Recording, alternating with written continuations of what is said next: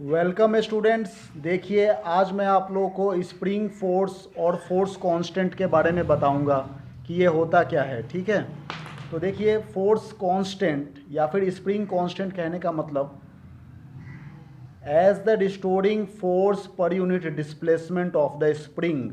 ठीक है, जैसे मान लीजिए यहाँ पर एक स्प्रिंग है। ठीक है, तो इस पर हमने फोर्स लगाया और फोर्स लगाने के कारण इसमें स्ट्रेच होगा। ठीक है, बात समझ में आ रही है। इसमें हमने फोर्स लगाया तो फोर्स लगाने के कारण मान लो इसकी ओरिजिनल पोजीशन यहाँ पर थी, अब ये डिस्प्लेसमेंट इधर के तरफ को एक्स डिस्प्लेसमेंट हो गई है। ठीक है, यहाँ पर हमने फोर्स लगाने के कारण इसमें एक्स डिस्प्लेसमेंट हो गया। ठीक है, तो जैसे ही हम इस स्प्रिंग को छोड़ेंगे यहाँ से तो ये स्प्रिंग अपनी ओरिजिनल पोजीशन में आने की कोशिश करेगी। ठीक है, मतलब अपोजिट डायरेक्शन में एक फोर्स अप्लाई करेगी जिसको हम लोग कहेंगे रिस्टोरिंग फोर्स। ठीक है, यहाँ पर ये रिस्टोरिंग फोर्स डेवलप करे। एफ आर मतलब, आर मतलब रिस्टोरिंग, एफ मतलब फोर्स। ठीक है ना, रिस्टोरिंग फोर्स इसके अपोजिट डायरेक्शन में लगेगी जो स्प्रिंग को अपनी ओरिजिनल पोजीशन पर लाने में मदद करेगी।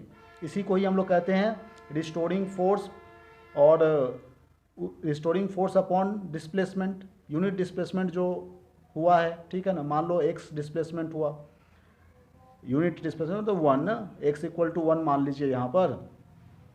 तो यहाँ पर जो पर यूनिट डिस्प्लेसमेंट हुआ है इसी को ही हम लोग कहेंगे स्प्रिंग कांस्टेंट या फिर फोर्स कांस्टेंट। ठीक है, ऐसा किस तरह से देखिए, जैसे मान लीजिए हम लोग हुक्स लॉ के अकॉर्डिंग भी हम लोग जानते हैं कि एफ जो होता है वो डायरेक्टली प्रोपोर्शनल टू एक्स के होता है। ठीक है, तो यदि हम लोग मतलब जितना ज़्यादा हम लोग फोर्स लगाएंगे और डिस्प्लेसमेंट भी उतना ही होगा। ठीक है, with in the elastic limit, मतलब इस स्प्रिंग के जो इलास्टिक एक लिमिट है ना, उस लिमिट के अंदर यदि आप जितना फोर्स लगाएंगे डिस्प्लेसमेंट भी उतना ही होगा। ऐसे ही तो होता है, स्प्रिंग को आप जितना खींचते हो उतना ही डिस्प्लेसमेंट होता है। तो force is directly proportional to x. तो यदि हम लोग इस प्रोपोर्शनल साइन को हटाएंगे तो कुछ ना कुछ हमें कांस्टेंट पुट करना पड़ेगा जिस कांस्टेंट को के कह रहे हैं, और ये एक्स तो वही डिस्प्लेसमेंट है। अब इसे आप क्रॉस मल्टीप्लाई कर दीजिए तो k equal to F upon x हो जाता है कि नहीं। ये बात समझ में आ रही है। तो नेक्स्ट लाइन में हम लोग k equal to F upon x लिख सकते हैं।